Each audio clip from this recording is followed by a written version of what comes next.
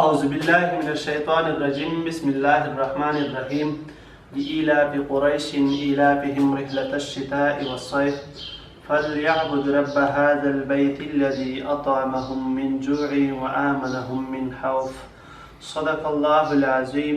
السلام علیکم ورحمة الله وبرکاته. ګرانو محصلینو تیر درس مونږ د وایس ساوند یعنی غږ په باره کې و چې په تلویزیون کې ساوند یا وایس څه رول ادا کوي.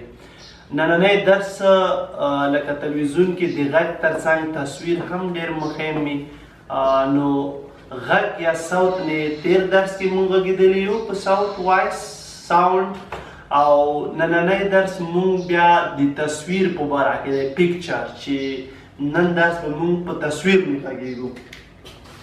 تصویر picture.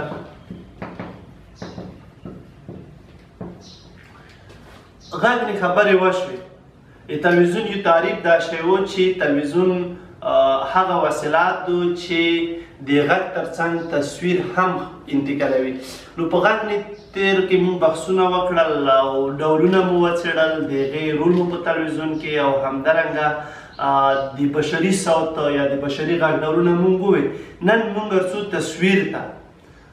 تصویر یا پیکچر چې تصویر دا د تلویزیون په خپرونو کې اساسي او تولیدي عنصر ګڼل کیږي. په راډیو کې اساسي او تولیدي عنصر چې دا هغه اواز ده یا غږ ده، خو په تلویزیون کې اساسي او تولیدي عنصر چې دا تصویر ده. ارڅو د تصویر تعریف ته د تصویر د تعریف لپاره افلاطون د دې یو تعریف کړی ده.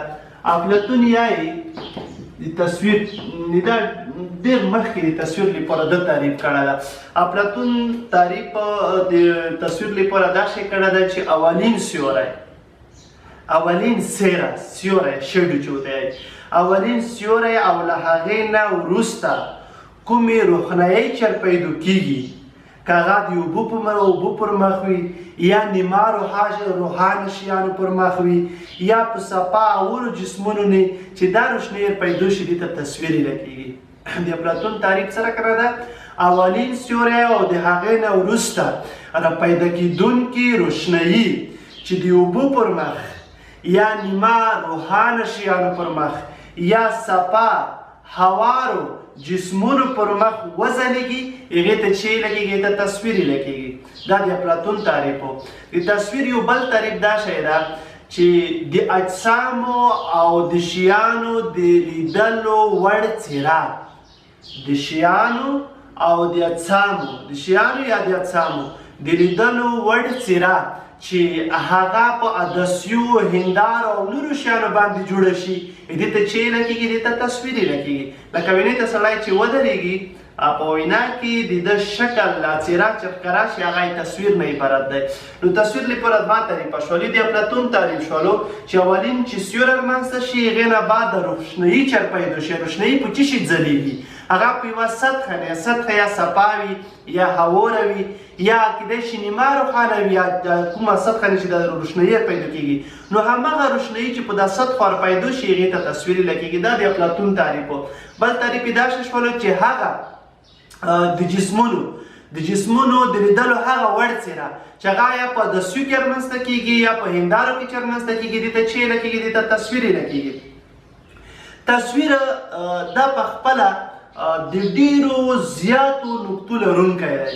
کله چې موږ یو تصویر روکړو نو په دا تصویر کې ډېرې نقطې موجودې دي چې دا نقطې به ځینې تورې او ځینې به روښانه وي. یو تصویر د مختلفو نقطو نه جوړ شوی، یو تصویر د مختلفو په زرګونو میلیونونو نقطو نه جوړیږي. یو تصویر دا نقطې سره یوځای کېږي او یو مکمل تصویر موږ ته ښکاره کېږي. تصویر خپله دا نقطې سره جمع شوي دي. دا نقطې څه رقم ته وي؟ د نور یا رڼا په شکل وي یا د تیارې په شکل وي. لکه موږ چې د فوټوګرافۍ یا د عکاسۍ کاغذ چې هغه نقراو کې استعمالیږي، نقره یا سپین زر، د فوټوګرافۍ یا د عکاسۍ کاغذ چې د سپینو زرو نقرې نه جوړ شوی ده، که چېرته هغې ته موږ وکسو دا ډېر حساس ده، د نور یا رڼا په مقابل کې دا نقره چې ده ډېره حساسه ده. کله چې نور د نقرې په کومو برخو زیات ولګېږي هغه ډایرکټ توروي. کومو برخو ته چې نور ډېر نه وي رسېدلی هغه دغه شی نیمه روښانه یا روښانه پاتې کېږي. چې کومې برخې ته نور ورسېږي او توره شي هماغلته د جسم تصویر منځته رسي. یعنې د فوټوګرافۍ په کاغذ کې خپله د څه شي نه استفاده کېږي؟ د نقرې نه استفاده کېږي، د سپینو زرو نه استفاده کېږي چې هغه د نور په مقابل کې ډېر حساسیت لرونکی دی، ډېر حساس وي د نور په مقابل کې. چې کومې برخې ته نور زیات رسېږي هغه برخه توره او چې کومې برخې ته نور کم رسېږي هغه برخه بیا مکمله توره نه وي. نو په راډیو کې چې څومره صوت مهم ده، په تلویزیون کې تصویر مهم ده. نو صوت دا چې څومره مرتب وي او څومره پیچلی وي بیا هم یو واحد قیمت لري، یعنې یو ټاکلی قیمت لري. خو تصویر دا شی نه ده په تلویزیون کې.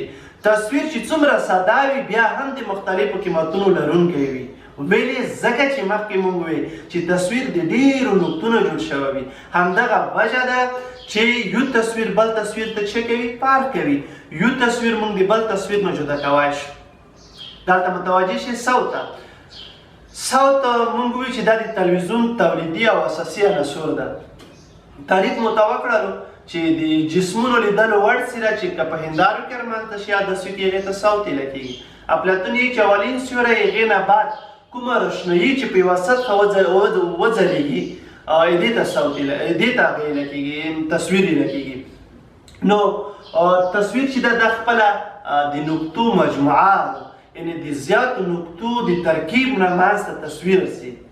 کله چې زیاتې نقطې خپلو منځو کې ترکیب شي دې نه یو تصویر جوړېږي. نو ځکه په فوټوګرافۍ کې د یا د عکاسۍ لپاره کوم کاغذ چې استعمالېږي هغه نقره ده.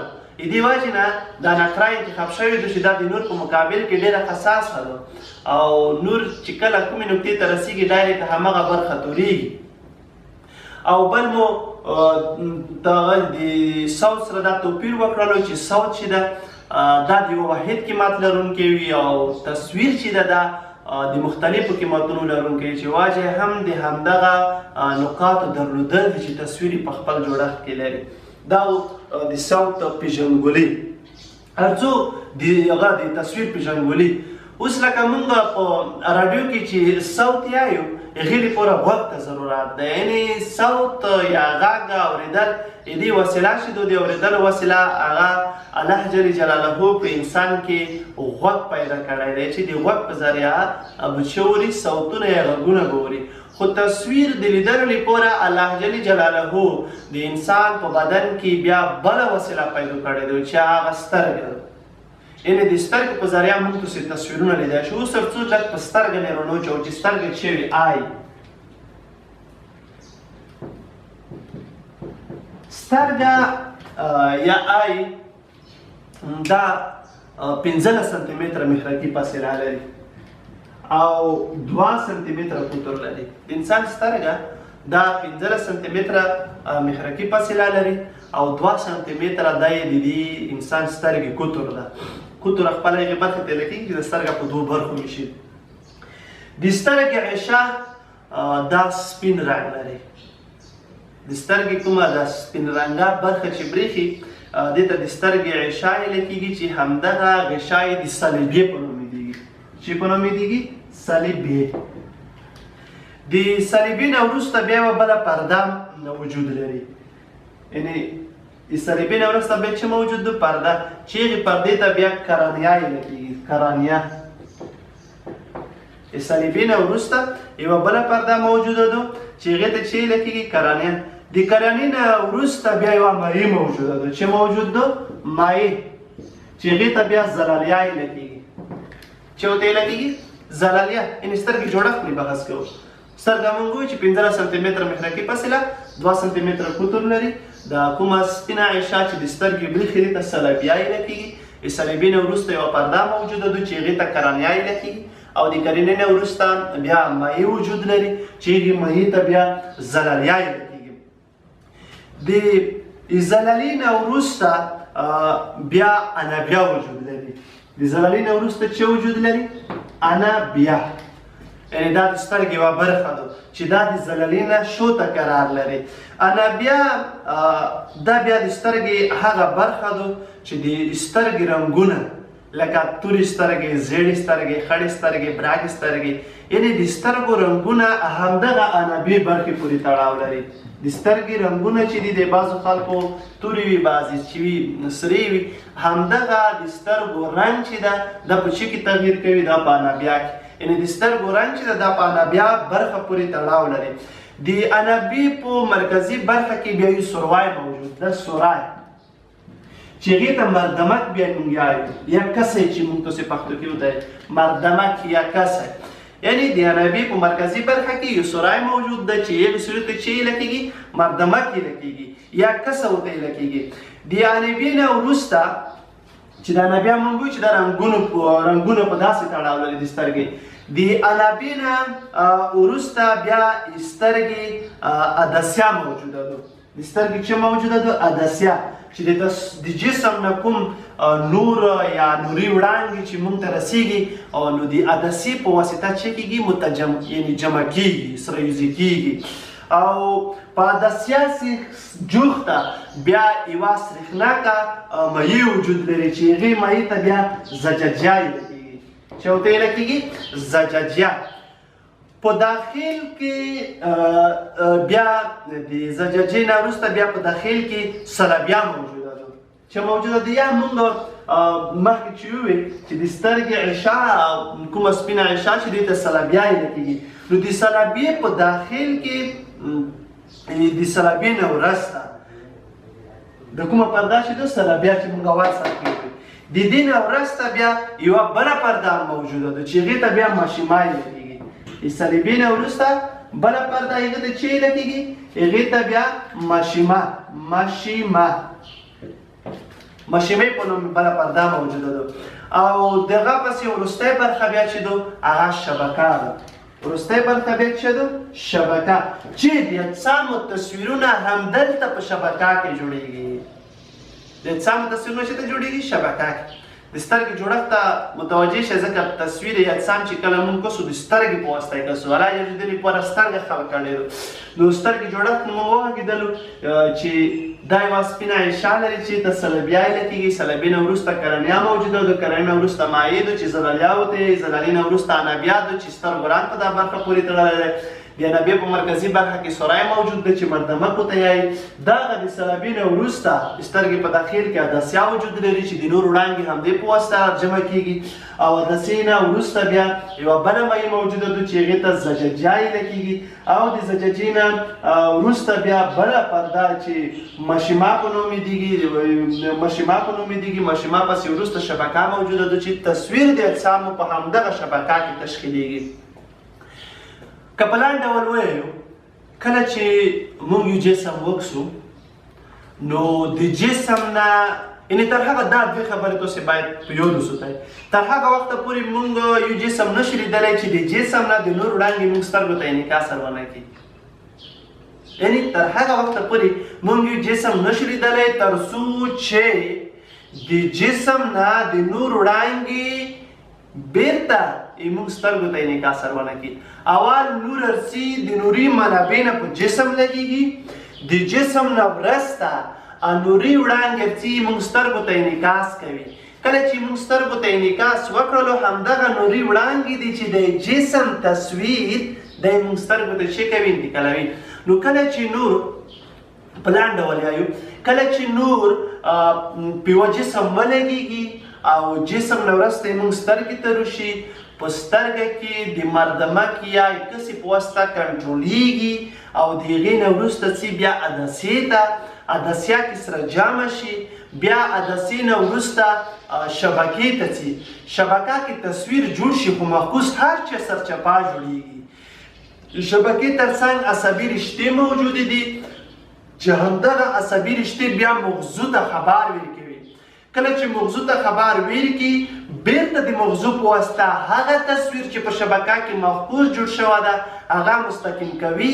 د هغې نه وروسته بیا موږ د یوه جسم د تصویر په لیدلو یا د یوه جسم په لیدلو باندې سره کنده کېږو توانېږو. دا و د سترګې جوړښت چې د تصویر د لیدلو وسیله ده. ارڅو سترګې بعضې عیبونه لري، بعضې پرابلم په سترګه کې موجود وي چې دا پرابلم علماو په دوو برخو ویشلی دي. په سترګه کې څو پرابلمه دي؟ دوه مشکلات دي په سترګه کې. یو چې دي نږدې لیدونکي سترګې دي، نږدې لیدونکي سترګې. نږدې لیدونکي سترګې دا هغه سترګو ته ویل کېږي چې نږدې شیان لیدای شي او لرې شیان نشي لیدای. ولې؟ ځکه چې دغه سترګو کې په دغه سترګو کې چې نږدې شیان کسې لرې نشي لیدلی، تصویر د شبکې مخ ته جوړیږي. کله چې تصویر د شبکې مخ ته جوړ شي، دا سړی چې ډاکټر ته لاړ شي نو ډاکټر دا توصیه ورته کوي چې ته باید داسې تشمیع جوړې کړې چې هغه کې مقعر عدسیې استعمال شوي وي. ځکه چې مقعر عدسیې دا د نور وړانګې پرخوي یا لرې کوي سره تر څو د شبکې مخ ته چې تصویر جوړ شوی ده دا بیرته ورسوي چېرته شبکې ته یې ورسوي، چې دا مریضي اکثره په کم عمره او ځوانانو کې لیدله کېږي. دویم عیب د سترګو چې دا هغه لرې لیدونکي سترګې دي. لرې لیدونکي سترګې دا هغه سترګې دي چې دا بیا لرې شیان کتای شي او نږدې شیان نشي لیدلی. وجه دا دو چې تصویر د شبکې شو ته جوړیږي. نو کله چې تصویر د شبکې شو ته جوړ شي نو هغه بیا نږدې شیان په ښه ډول نشي لیدلی. کله چې ډاکټر ته دا کسان ویل شي دا توصیه ورته کوي چې ته باید هغه عدسې جوړې کړې چې هغه محدب عدسې ولري، ځکه چې محدب عدسې دا وړانګې ټولوي. کله چې وړانګې ټولې شي نو تصویر به د شوته د شبکې شوته نه برخې نه وروړي چېرته به ولګوي، شبکې په شبکانې به ولګوي تصویر، چې دغه مریضي اکثره په سپین ږیرو او تېر عمر لرونکي خلکو کې وي. سترګې څو عیبونه شول؟ نږدې لیدونکي سترګې چې نږدې شیان کسي، لرې لیدونکي سترګې چې هغه لرې شیان کتای شي. نږدې لیدونکي دا اکثره په ځوانانو کې او لرې لیدونکي دا په تېر عمر کې. دې مریضي نږدې لیدونکي سترګو د عیب ختمولو لپاره مقعر عدسې او لرې لیدونکي سترګې د عیب ختمولو لپاره محدبو عدسیو لرونکو چشمو ته ضرورت دی. دا و د سترګې عیبونه. ارڅو اوس د انسان سترګه په تلویزیون کې څه خاصیت لري؟ کسی پرون موږ غږ نه غږېدلی وو، غږ مهم ده، تصویر مهم ده. په غږ نه غږېدلی وو، نن تصویر نه موږ تاسې بحث کوو. تصویر مو تعریف کړلو، د هغې نه وروسته بیا موږ د تصویر یا د یوه جسم د لیدلو وسیله چې هغه سترګه ده الله جل جلاله د هغې لپاره سترګه خلق کړې ده. په سترګې جوړښت نه وغږېدو، بیا یې سترګو عیبو ته راغلو. اوس ارڅو چې د انسان سترګه په تلویزیون کې څه رول لري، د انسان سترګه په تلویزیون کې څه نقش لري، یعنې د سترګې رول په تلویزیون کې، د سترګې نقش په تلویزیون کې په دا نه لګېږو.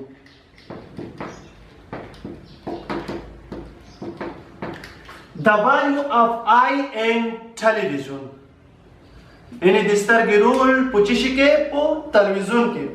الله جل جلاله انسان اشرف المخلوق پیدا کړی دی، یعنې په ټولو مخلوقاتو کې بهتر مخلوق چې د هغه انسان الله جل جلاله پیدا کړی دی چې انسان ته یې بیا دا شی خاصیتونه بېر کړي دي چې په هر یوه برخه په هر یوه اندام که موږ غږیږو موږ نشو کولی چې د هغې اوصاف یا توصیف یې وکړو. ځکه که چېرته موږ په غوږ برخه غږیږو نو غوږ په داخل د جوړښت کې دومره برخې لري چې موږ نشو کولی په دا وړه خوله یې هغه صفتونه بیان کړو. همداشی سترګه، همداشی لاسونه، همداشی پښې. هر څو د هغې نه موږ اول سترګې ته موږ جوړښت نه وغږېدلو. دا موږ کامې خبرې وې چې په وکړه نوره سترګه ډېر زیات خاصیتونه لري چې د هغې د سترګې اوس د سترګې یو خاصیت څېړو چې هغه د نظر انتباه په نوم یادېږي. د چی په نوم یادېږي؟ د نظر انتباه.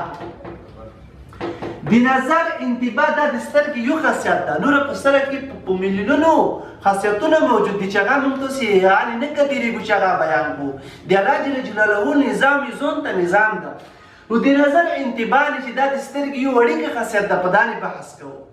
د نظر انتباه د یوه معین او د لنډ وخت لپاره وروسته د جسم د لیدلو نه، وروسته د جسم د پناه کولو نه، وروسته د جسم د عیب کېدلو نه کله چې تصویر پاتې شي دې ته د نظر انتباه ویل کېږي.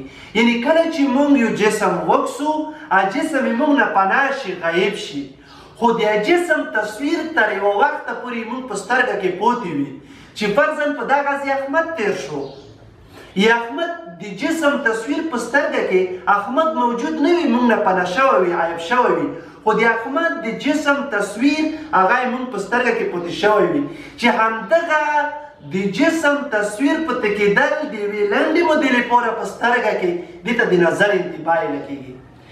نو د نظر انتباه تعریف دا شی کوو چې د یوه لنډې مودې د لنډ وخت لپاره د جسم د پناه کېدو نه وروسته د هغې جسم تصویر پته کېدل په سترګه کې د چه څخه عبارت دی؟ د نظر د انتباه څخه عبارت دی چې دغه تصویر چې موږ په سترګه کې د جسم د پناه کېدو نه وروسته سوتي دا د نور یا د رڼا کمال نه دا د نور په ذریعه کېږي چې دا په ثبوت رسېدلی ده چې کله موږ یو جسم وکسو نو د لنډ وخت لپاره چې هغه وخت ټاکل شوی ده چې یو پر 14 ثانیه ځینې وایي چې نه یو پر 10 سکنډه دا تصویر د جسم یې موږ په سترګه کې څه راکنده کېږي پوتې کېږي یعنې دا لنډه موده چې ټاکلې د علماو په تجربو ثابته کړې ده چې کله موږ یو جسم وکسو نو دا جسم چې موږ نه پناه شي د هغې تصویر چې موږ په سترګه کې څومره وخت لپاره پوتې کېږي هغه وخت دی ټاکلی ده چې یو پر 14 سکنډ یا ځینې ځایو کې لیکلي دي چې یو پر 10 سکنډ موږ په سترګه کې پوتې کېږي د تصویر د جسم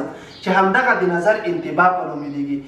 دغه د تصویر پوتې کېدل دا یوه عملیه چې کله موږ جسم وکسو موږ نه جسم پناه شي نو دا د یوه عملیه کېږي چې د تصویر موږ سترګه کې پوتې شوی وي د یوه جسم په د عیب کېدو په صورت کې د یوه جسم د پناه کېدو په صورت کې چې تصویر موږ په سترګه کې پوتې کېږي دا د یوې عملیې په صورت کې پوتې کېږي چې هغې عملیې ته فوټو کیمیکل وایي هغې عملیې ته څه ویلی کېږي فوټو کیمیکل د فوټو کیمیکل عملیات چې سرته رسېږي دا خپله یوه سرېښناکه مایع په د عملیه کې موجوده ده چې همدغه سرېښناکه مایع د یوه جسم د پناه کېدو نه وروسته د جسم تصویر سوتي چې دا د نظر انتباه شوله.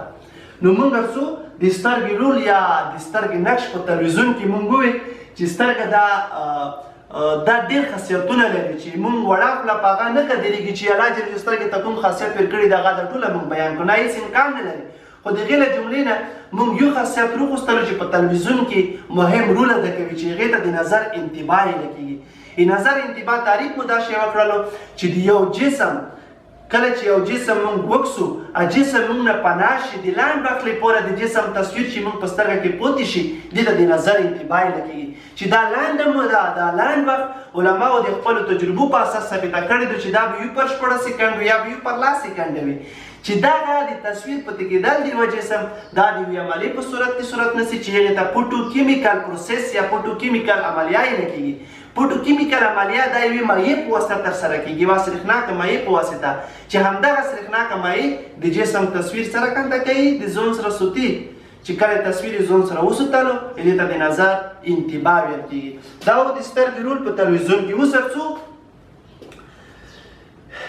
یا د سترګې خاصیت په تلویزیون کې یعنې د سترګې خاصیت په تلویزیون کې یا د سترګې رول په تلویزیون کې او د سترګې خپله دا د عدسیو مجموعه یا عدسیو ترکیب ده.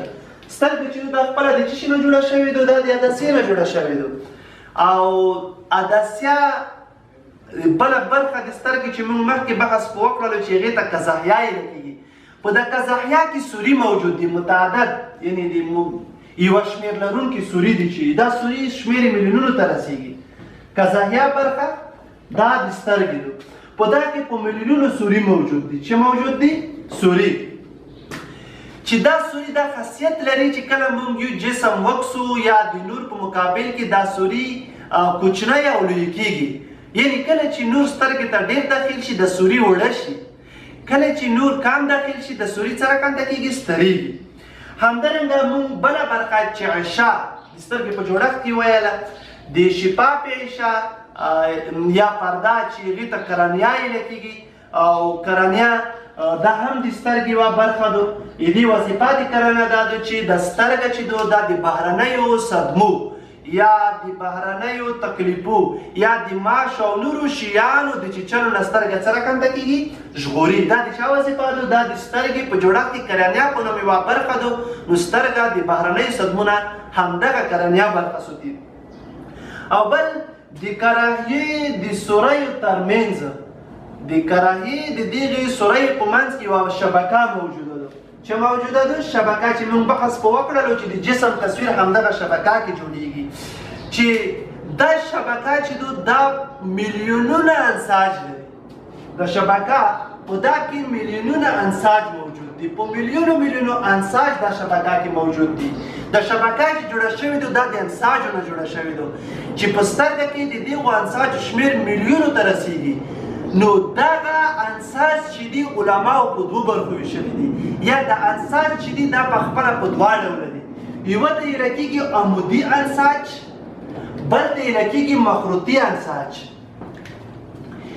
یعنی شبکه چې دلته تصویر جوړیږي خو معکوس جوړیږي د شبکه چې دا د څه شي نه جوړه شوې ده دا د انساجو نه جوړه شوې ده د انساجو شمېر څومره ده په میلیونونو شمېر ده د انساجو چې د شبکه یې رامنځته کړې ده د انساج په څو برخو ویشل شوي دي دا په دوو برخو ویشل شوي دي یوې برخې ته یعنې یوه برخه یې عمودي انساج دي بله برخه یې مخروطي انساج دي اوس عمودي انساج څه وظیفه لري او مخروطي انساج څه وظیفه لري عمودي انساج چې د شمېر تقریبا 100 میلیونه کېږي د عمودي انساجو شمېر څومره ده د عمودي انساجو شمېر په سترګه کې د سترګې د شبکې په برخه کې 100 میلیونو ته رسیږي د عمودي انساجو صرف دا وظیفه ده چې جسم وکسي د موږ چې جسمونه کسو پرځه زه دا تخته کسم کمپیوټر کسم کمره کسم د کړکۍ کسم دروازه کسم دا د سترګې کومه برخه د سترګې شبکې برخه په شبکه کې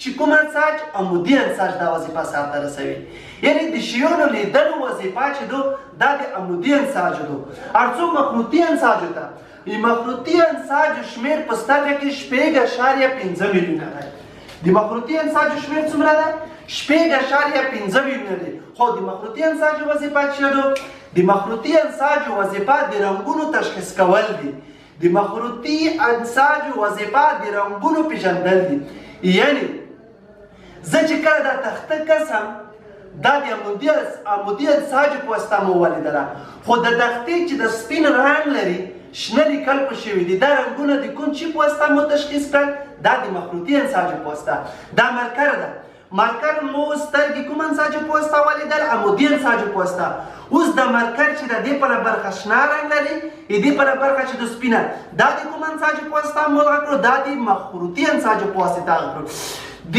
عمودي انساجو په واسطه جسم لیدل کېږي د مخروطي انساجو په واسطه رنګونه تشخیص کېږي نو د عمودي انساجو حساسیت مخروطي ته زیات ده چا حساسیت پې زیات ده د عمودي انساجو حساسیت دا نسبتا مخروطي انساجو ته زیات ده ځکه موږ د شپې شیون کسو خو د هغې رنګونه نشو تشخیص کولی ټوله موږ ته تور برېښې ویلې ځکه چې د شپې مخروطي انساج کار نه کوي د شپې مخروطي انساج کار نه کوي جسمونه ځکه موږ ته په ټول تور رنګ برېښي نو د عمودي انساجو حساسیت سره کنده شولو دا نسبت مخروطي انساجو ته زیات شولو او عمودي انساج چې دی دا بصري اعصابو ده یعنی لیدونکو اعصابو ته ډېر نږدې پروته دي نو وجه هم دا ده چې ډېر لرې فاصله کې جسمونه هم نشو لیدلی هلته بیا عمودي انساج کار نه کوي د شپې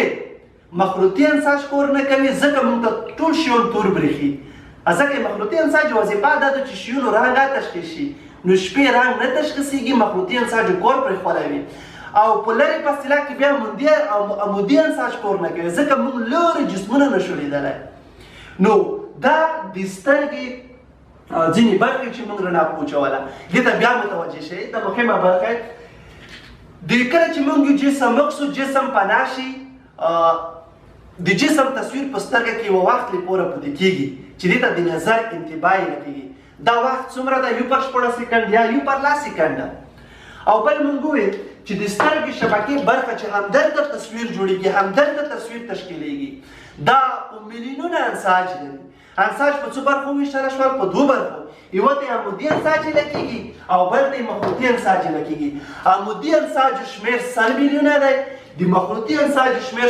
5.5 میلیونه دی عمودي انساجو وظیفه د جسم لیدل دي د مخروطي انساجو وظیفه د رنګونو تشخیص کول دي نو د عمودي انساجو حساسیت نسبت مخروطي ته زیات دی ځکه شپې موږ شیان لیدای شو خو رنګونه یې نشو تشخیص کولی. نو بیا متوجه شئ که د درس لږ منځ کې پاتې شو انساج په دوو برخو ویشله شول. یوه ته عمودي انساج ویله کېږي او بل ته مخروطي انساج ویله کېږي. عمودي انساجو شمېر 100 میلیونه د مخروطي انساجو شمېر 1.5 میلیونه. عمودي انساج چې دی دا د لیدلو وظیفه سرته رسوي، مخروطي انساج د رنګونو تشخیص کول او عمودي انساجو حساسیت نسبت مخروطي ته زیات دی ځکه مخروطي شپې کار نه کوي، عمودي کوي. نو او په لرې فاصله کې بیا عمودي کار نه کوي. نو دا و د سترګې د انساجو په باره کې معلومات او ورڅو مخکې مو بحث په وکړلو چې سترګه څه ډول لیدل کتل کولی شي. مونږ وایو چې نور د یوه جسم نه په یوه جسم نور ولګېږي، مونږ سترګې ترڅي، بیا څي دسیه شبکه کې تصویر معقول جوړېږي. د هغې نه وروسته مونږ د اجسامو په لیدلو باندې څه کېږو د قدرېږو. خو بیا هم کله چې نور په یوه جسم نه ولګېږي هغه مونږ سترګې ته ورسېږي، بیا د قزاحي په نوم کوم سوري چې دي د دوی په واسطه کنټرول شي، دا بیا اجازه ورکوي د نوري وړانګو ته دسیې ته لګي. په دسیه کې د نوري وړانګې سره جامع شي. کله چې سره جامع شي دا بیا شبکې ته لګي چې شبکه کې مونږ مخکې وایو چې میلیونونه انساج پرته دي. کله چې شبکې ته لوډ شي نو تصویر هره نقطه، ځکه تصویر د ډېرو نقطونو جوړ شوی وي، د تصویر هره نقطه دا د انساجو سره تماس کېږي. چې کله ورسره تماس شي دا په اشاراتو بدلېږي. دغه اشارات بیا د عصبي رشتو په واسطه مغزو ته لیږدول کېږي. مغزه دا اشارات ترجمه کوي او بالاخر موږ ته د یوه جسم تصویر څرګنده کېږي، ښکاره کېږي. دا و د نن ورځې درس. هر څو نن موږ په فطرت کې خبرې کوو، یعنې د نن ورځې اضافه نقطه به دا وي چې موږ ولې لیدلو ته ضرورت لرو، څه وجه ده چې موږ جسمونه کسو. نو انسان چې کله الله جل جلاله پیدا کړي د سره فطرت د یوه شي اصل ځانګړتیاو ته یې لګېږي. لکه انسان چې حرکت کوي دا د انسان فطرت ده، او چې ونه حرکت نشي کولی دا د ونې فطرت ده. مویو دا په اوبو کې ژوند کولی شي، په وچه کې نه، دا د مویو فطرت ده. یعنې د یوه شي اصل ځانګړتیاو ته فطرت یې لګېږي. کله چې الله جل جلاله انسان پیدا کوي هغې ته فطرت هم ورسره پیدا کېږي چې د فطرت کې بیا الله په انسان کې 4 شیونه خلق کوي، 4 شیونه پیدا کوي. هغه 4 کوم دي؟ یو چې دی عرایض دي، یو چې دی عرایض 4 شیانو څخه خلق کېږي. یو چې دی عرایض دي دا فطرت کې شامل وي چې انسان پیدا کېږي دا ورسره وي. عرایض فرضاً بیا په 3 برخو ویشل شوي دي. جنسي عرایض دي، د بقا عرایض دي، د پایښت عرایض دي. دا په 3 برخو ویشل شوي دي. جنسي عرایض، بقا عرایض، پایښت عرایض. یعنې دا انسان سره وال وي. انسان اول نه دا فرضاً په فطرت کې دا ورسره شامل وي چې دا باید مقابل جنس سره یوځای شي او باید ژوند وکړي. ځکه که چېرته بقا عریضه ورسره نه وه دا به د ټوپک ډاز نه ویلې ولې دا ویلې به وځي. او همدارنګه د پایښت عرایض غواړي چې ښه ژوند وکړي، موټر بلډینګ. خو دا ډېر بحث نه کوئ، مونږ بل ځای کې مقصد ده. اول چې دي په فطرت کې چې دي عرایض بیا په خپله 3 برخو ویشل شوي دي. بل چې دي حاجات. دریم چې په فطرت کې الله جل جلاله انسان کې پیدا کوي هغه اختیار. څلورم عقل. دا 4 شیان دي، دا اول د انسان سره پیدا کېږي. دا د انسان سره اول نه موجود وي. عرایض، حاجات، اختیار، عقل. نو د لیدل هم دا خپله یو حاجت ده. د لیدل هم چې دی خپله یو حاجت ده. دا انسان په فطرتي ډول غواړي چې فرضاً بازور وکسي، موټر وکسي، لاره وکسي، تخته وکسي، کتابچه وکسي، کتاب وکسي، کمپیوټر وکسي، همداشی نوره ښکلې منظرې وکسي. یعنې دا د ده حاجت ده. دا په فطرت کې د سره ورسره وي. دا نه څوک نشي ته راوخسته. نو موږ ځکه یې چې انسان مجبور ده چې شیان څرګنده کړي وګوري. او بل دا لیدل چې دي دا هم د یوه خاص مقصد لپاره فرضاً اوس دا لیدل چې دي خلک څوک د سترګې چی پورې استعمالوي، څوک چیرې پورې. خو باید دا شی چې موږ لیدل وکړو یا د لیدل چې دي د سترګې وسیله چې ده په دا شی ځای کې استعمال کړو چې موږ نه الله او رسول خفه نه وي. یعنې د دغې کنټرول هم پکار ده. نو دا زپا نقطه وه. فرضاً که چا پوښتنه دې نه وکړه چې لیدل ولې کوو، نو ته به دا چې دا فطرت کې انسان سره پیدا وي. یوال نه دا وي دا یو حاجت ده چې انسان باید څه کړي یو شی وکسي او دا یو حاجت ده چې انسان باید یو شی وخوري دا یو حاجت ده چې انسان باید ځان ته یو ښه